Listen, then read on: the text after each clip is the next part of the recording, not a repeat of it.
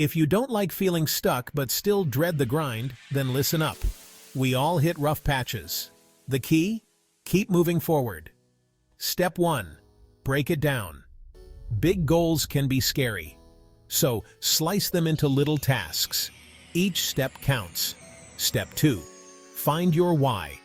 Why did you start? Keep that reason close. It'll fuel your fire. Step 3. Celebrate small wins.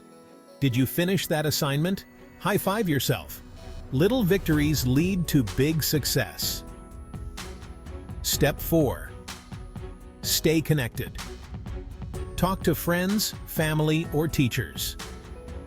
Sharing can lighten the load. Step 5. Take breaks. Rest isn't a waste of time. It's a recharge.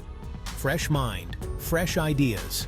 Remember, tough times don't last, but tough people do. You've got this. Stay strong and keep going.